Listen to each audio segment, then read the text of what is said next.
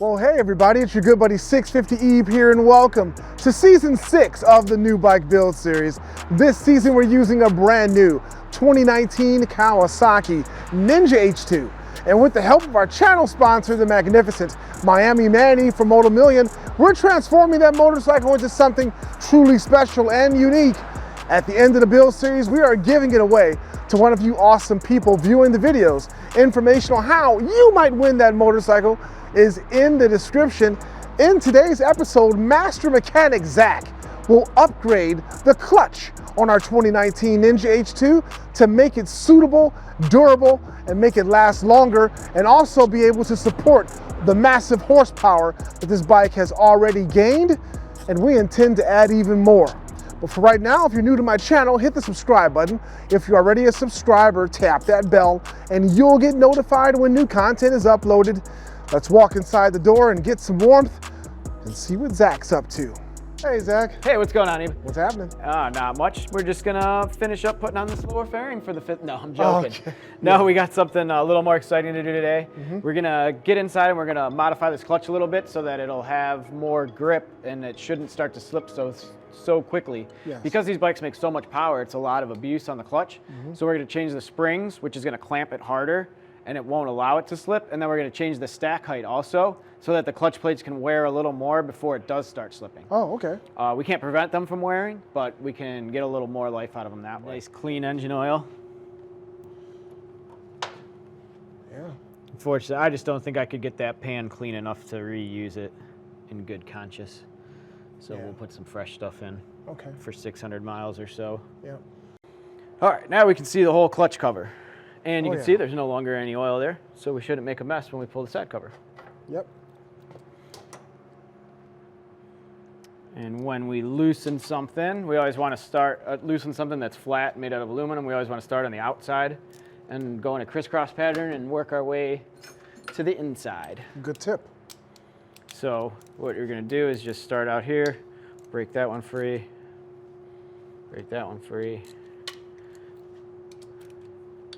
and then move inward one and do the same thing.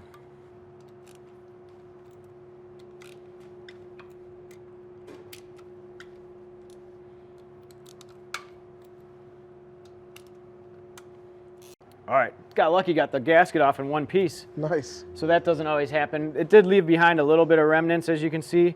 We can't leave that on here. We have to scrape that off. So Motion Pro actually makes a really nice tool now for it. Comes with two different blades. We want to use the brass one because that should not put nicks into our aluminum, which we don't want to put nicks in there. And I found it works best to use it upside down from how you'd think you'd use it. And look, it scrapes that right off. Doesn't put any scratches in our metal or nicks that a razor blade, because believe it or not, a razor blade will cut into this. Oh, wow. Pretty easily. It's not even... Is it delicate Yeah, it is. metal? Yeah, and that just the fact that this metal should be softer than this metal won't cut in. Now, I have had to sharpen this a lot. I will say that. And watch the packaging. When you open it up, it likes to just fall out, and then it'll nick your blade, and that's no good. Yeah. But I have been really impressed with this Motion Pro gasket scraper. But and like I said, I've had luck with using it what I would think is upside down. You'd think it would just go like this. Yes. And then you'd scrape, but I did not have much luck with that going this way. Zack, do some mechanics get lazy and not scrape that off and just put a new gasket on? I mean, you can't really be that lazy. You have to at least attempt to scrape it off because otherwise it'll just leak. All right, so I just spray a little bit of carb cleaner here, just along the edge, and then we can finish it up with a wire brush. As you can see, this has some miles on it.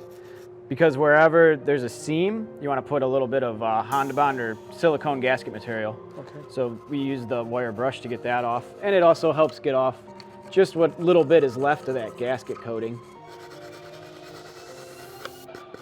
All right, so we got our cover all cleaned off now. You can just blow it off with the air gun, move it off to the side, and we'll be all ready for reassembly. If you look in here, you can see there's some weird padding.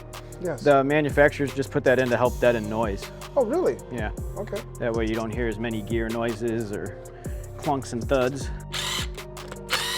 Just do a little bit at a time so the spring doesn't stress the bolt.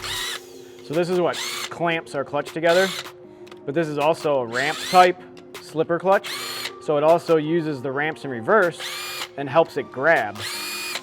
So What that means is we can use lighter weight springs, and when you use lighter weight springs, your clutch lever feels better, your hand doesn't get fatigued. Yes. Because when this spins forward, see how this, so this is our slipper clutch. So when you decel, this turns backwards and it opens up and it literally lets the clutch slip. So the rear wheel doesn't skid like it used to on older bikes. Remember, you downshift from fifth to third and now you go from fifth to third, doesn't matter, the bike goes straight. Yes. That's why. But also when you're going forward, the clutch goes forward and it engages and puts more pressure on it just because of the centrifugal force. Yeah, so here's our difference. Oh yeah. So longer, coils are about the same thickness, but definitely longer, more spring tension. So we'll just install those where those ones were. So if you were only doing the spring mod, that's it. We can just put this back together and be done. Sure. But we want to add a little bit more longevity, hopefully, to this clutch. So we're going to pull out this whole clutch pack. Okay, so as you can see, our last friction plate, so this is a friction plate, this is a steel plate, friction. Our clutch goes friction, steel. That's what makes it work.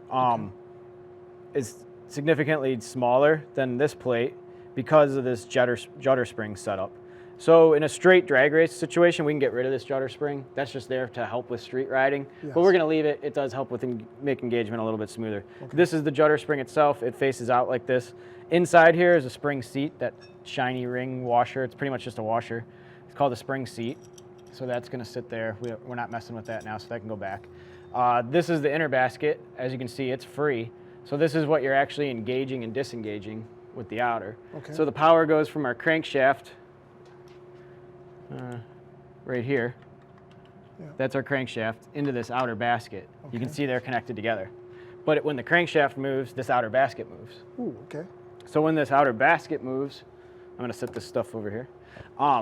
When the outer basket moves, that's gonna drive our transmission. But we don't always want our transmission driving when we're in first gear, right? We need to be able to disengage it. So this is actually what drives the transmission, this inner part that's free. So this inner part's only spinning when all those plates are engaged from the outer to the inner. And then when you disengage the clutch, which pushes up on it, this part sits still while this is spinning and our transmission doesn't move. Okay. That's how a clutch works, basically. I don't know how great I did explaining that. I think you did a good job. Here's the ramps that I was talking about. So this is what makes our slipper action happen and our grabber action. So basically, what we're changing is, this is what would be your clutch stack, and we're gonna change the overall height of this whole clutch stack. Okay. So if you ever hear the term, let's change your clutch stack height, it's gonna be changing one of these plates to make this taller or shorter. If you want it shorter, you'd get more slip action, taller, less slip action. What happens when our clutch wears out, this keeps moving in and in and in, and it bottoms out right here. So you can see there's a pretty big gap. Once this is bottomed out, our clutch is gonna slip. Yes. So if we can change this distance so it's out a little bit farther, we'll have more room for wear, and then it won't slip as soon. So what they have you check, if you have symptoms of a slipping clutch, what you would see is these plates would be black, and these fibers would be dark in color. Our plates look fine. And then you can check the thickness. As you can see, you measure the thickness with the digital caliper. Yes. And you also check these plates to make sure they're not warped. You put it on something flat, put a feeler gauge underneath it. So that's a 2.9. One of these in here is gonna be 2.6, and we're gonna trade that out for a 2.9. There's a 2.6. Yep. So we're gonna take this 2.6 plate out and open up our 2.9. We're gonna double check that it's really 2.9. Yes. Not trust the packaging. The packaging. Yeah, it's 2.9. And then we're gonna oil it? No, we gotta blow it off with brake cleaner, wherever that can get to, right here. Because it just has some sticky packaging stuff on it.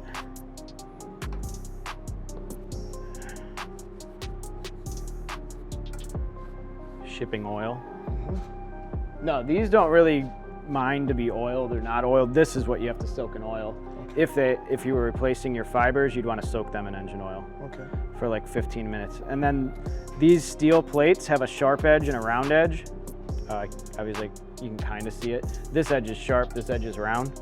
So So I'm just gonna follow how Kawasaki put it together. The sharp edge is facing down, so I'm gonna put this sharp edge down. And then I'm gonna guess this plate right here is probably another 2.6.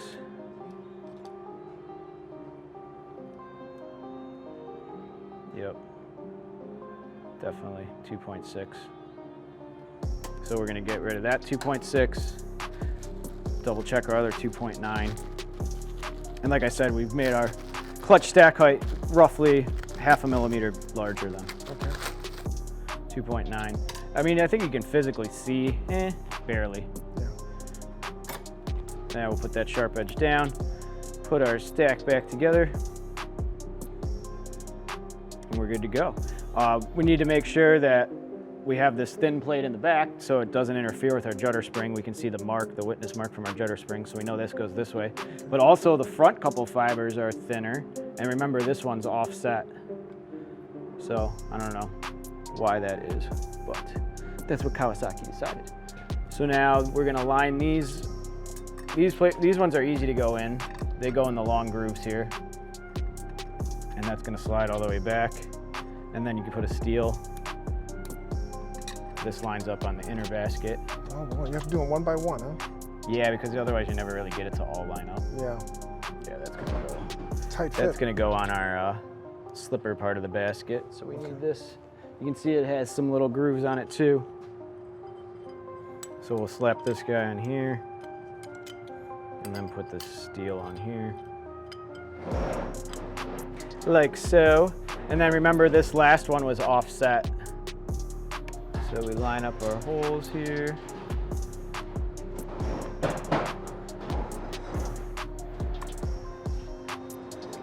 This to line up like so.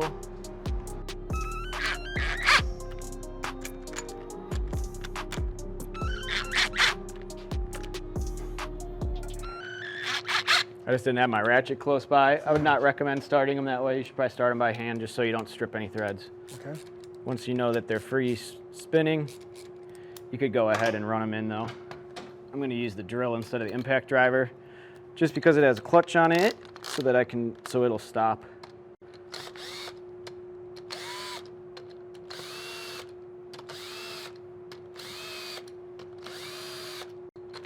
So that's the clutch on my drill stopping it. Yes. Clutches everywhere.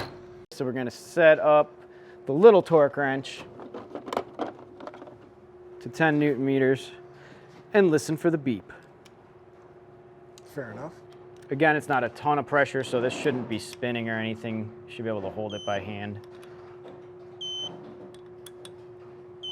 That's it.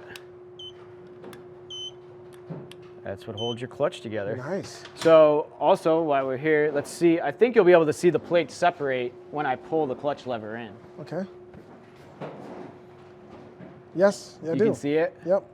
So that's the clutch disengaged. That means the clutch lever's in. That's our clutch engaged. Okay. Brand new gasket time. Brand new gasket, Okay. genuine parts, Yes. straight from the source. It's got the same odd coating as the other gasket. And like I said, we got to get some silicone on there. I always like to use Honda Bond just because I've had good luck with it. I've sealed lots of BMW engines, all kinds of engines, using my Honda Bond. If you work at a Yamaha dealership, you probably love Yamabond. Yamabond is very different from Honda Bond. I will attest to that. And it is good stuff. It's super sticky though. Kawasaki, I'm sure, has their own too. Kawabond. Yeah, Kawabond. Kawabonda. How about Beamer Bond? Beamer Bond is made by Downing Cords. What is that company? Downing Corning? Yeah, Downing Corning, that's it. Yeah. Now, do you have to put that all around? Or No, just at those seams. Okay. And then I'm just going to put a little bit in a couple other spots to help hold the gasket. Because there's no dowel pins, which are those little pins. Usually dowel pins help hold the gasket. I don't know why they don't have any. So we're going to use a little bit of sealant. Generally, when you put a gasket on, you don't want to use sealant with it, but now we've got to match the shapes. Let's see, can I figure it out? Oh, yeah. We got it. You got it. Very quickly, too. So you can see those few spots I just put, it helps hold the gasket in place till we can get our cover in position. because we don't want to rip any of these holes where the bolts go. So we already followed their pattern once. I'm just going around, making sure that we got every single one. Good call. Nice and snug at 12 Newton meters. Okay, so we got fingerprints wiped off, cleaned off the exhaust. We're ready to pop the fairing back on and then double check our clutch function. Okay. Right now would be a good time. We want to make sure our lever still feels okay. Has some free play in it, which it does. This is considered free play right here on a hydraulic clutch because it's not engaged yet. And then that's the engagement point. So there we go. The long-awaited third fastener is installed.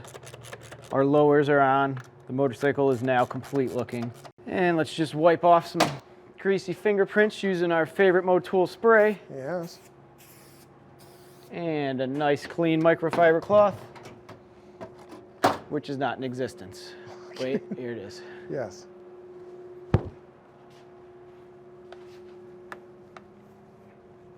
All right, so let's give this Kawasaki a function check then. We want to make sure that nothing got disturbed from our clutch modifications. Okay. So we're gonna fire it up, let it warm up for a minute, and then put it in gear. We should be able to put it in first gear with the clutch in it, not go anywhere, and then it should creep forward when we let the clutch out, just like a normally functioned motorcycle would. All right.